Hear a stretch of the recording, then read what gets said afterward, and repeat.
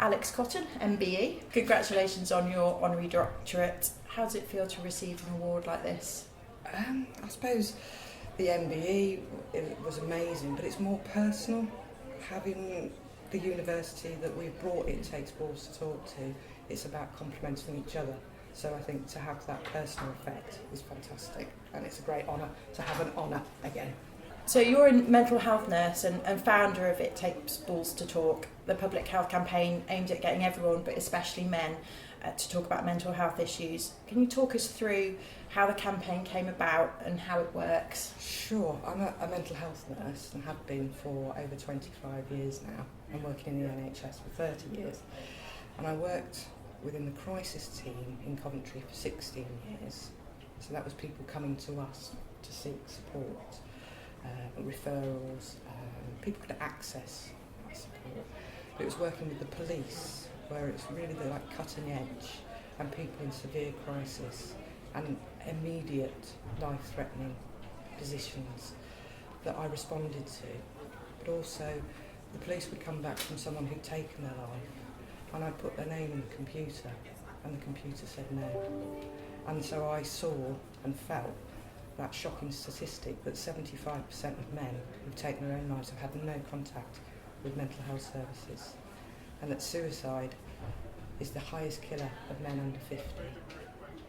3 out of 4 suicides are men.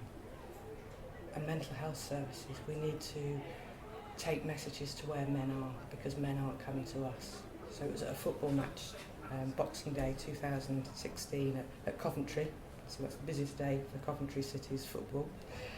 And there was mostly 12,000 men that day, and then we've got the rugby the next day. So again, it was then 30,000. So let's put messages where we are. And we train volunteers to start up those conversations. We've got quite gimmicky cards that fold, so men stop because they want to know how the card works. But then we have that conversation.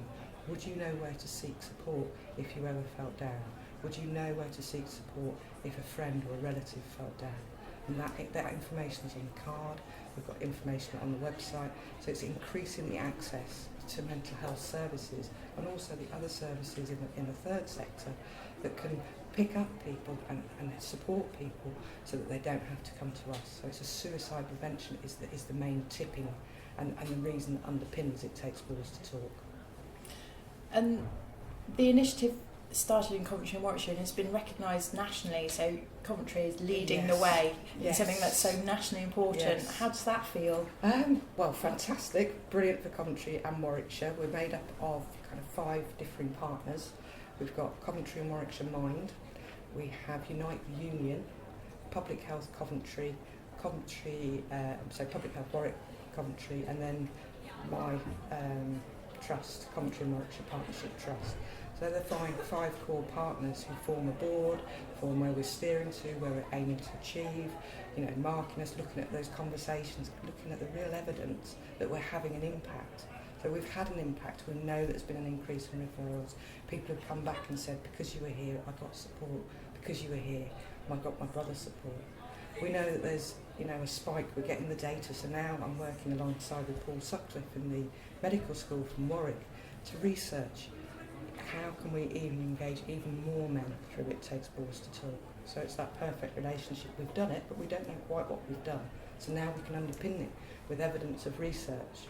So it will be like educating Rita, but it's going to be fabulous. And you're working closely with some big sporting organisations in the region. How is the campaign progressing? How are they taking it on board? What is fabulous, and I think that this may not have been so, say 10 years ago, not one club has turned us away, not one small club, not one large club. People are embracing and encouraging and wanting people to speak out and looking for a method to do that. Coventry City Football Club, right behind us. Leamington Football Club, Nuneaton, the Wasps, players. I've spoken to some, these are 6-foot men, and they're talking out and they're speaking out because we're encouraging them, because they don't want their mates to have to go through what they've gone through. So it's all like, it's okay to not be okay, and men are starting to understand that it's good to talk. It's brilliant. And so what's the next step? What would you like to see next? You've touched on the fact that you're working with a medical school at Warwick. what's gonna springboard from that? Springboard from that, I work alongside and have been doing some training with the police, fire and ambulance. With It Takes Balls to Talk, encouraging people and peer support. Got very much an interest in how to support our 999 service personnel, because I think, having worked with them, they don't talk to each other but they'll talk to the nurses. So how can we overcome that, and how can we change that culture, which is a biggie, but we have made inroads. And I think the inroads is very much like the male speak. We have takeaways. In my speech today, I'm going to do takeaways. It's making it more accessible and more language friendly. And Professor Paul Sutcliffe wants to get into the infinite detail of what actual words and language linked men to opening up. So if we can research that, we're on to rocket fuel, we're on to science that really can save lives. So I'm very excited about working alongside Warwick University. Brilliant. Well, Alex Cotton, congratulations again. Thank you. Enjoy your day. I will try my best. Thanks very much. Thank you.